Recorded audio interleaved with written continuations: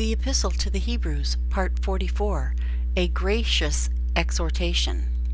Introduction. 1. To this point in the Epistle to the Hebrews, doctrinal arguments have been presented to encourage faithfulness and steadfastness. A. Demonstrating the superiority of the Son, Hebrews 1:1 through 8:6. B. Illustrating the superiority of the New Covenant, Hebrews 8:7 through 10:18. 2. With Hebrews 10:19, the author begins to make application based upon these premises. A. Which he does through a series of exhortations and warnings. B. Such composing and remaining part of this epistle. 3. In verses 19 through 25, we find a threefold exhortation. A. To draw near to God. B. To hold fast our faith. C. To stimulate one another in love and good works, all based upon what Christ has done and will do for us. I have entitled this lesson A Gracious Exhortation, for certainly each aspect of the exhortation is based upon God's wonderful grace bestowed upon us through Christ, and it reflects the tone of the author as he makes his heartfelt appeal. 1. Let us draw near in faith. A. We are exhorted to draw near to God. 1. To enter the holiest, Hebrews 10:19. A. That heavenly place where Christ has entered, Hebrews 9:11 through 12.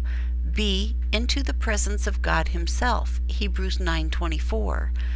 2. To so enter, A. Having boldness with great confidence, Hebrews 10:19. B.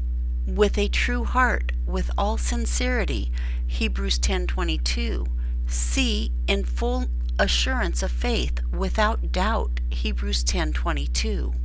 Though not expressed explicitly, this is a call to draw near to God in prayer, Hebrews 4:16.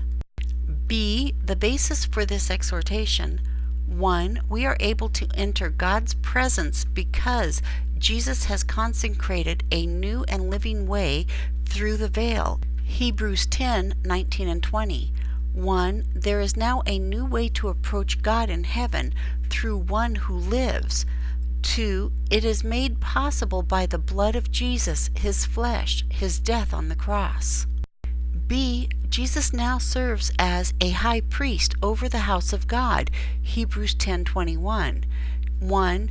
Who is able to come to our aid, Hebrews 2:17 through 18. 2. Who sympathizes with our weakness, Hebrews 4:14 through 16. 3. Whoever lives to intercede in our behalf, Hebrews 7:24 and 25. 2. We are also able to enter God's presence because A. We have had our hearts sprinkled from an evil conscience. 1. This is an allusion to the Old Testament practice of taking blood from the altar and consecrating the priests by sprinkling them with it, Exodus 29:21. 2. It is the blood of Christ that is truly efficacious in purging our conscience of sin, Hebrews 9:14. B. We have had our bodies washed with pure water. 1. Another allusion to the manner in which the priests were consecrated, Exodus 29:4. 2. The author likely has reference to baptism. A. For baptism is referred to as a washing, Acts 22:16, Ephesians 5:26, and Titus 3:5. B. Though the stress is on our inner cleansing, not the outer, 1 Peter 3:21. With Christ as our high priest and our own consecration as priests through the blood of Jesus, we should not hesitate to draw near to God in prayer and worship, looking forward to the day when we literally enter through the veil into God's wonderful presence. Here ends Part 44 of the Epistle to the Hebrews, A Gracious Exhortation.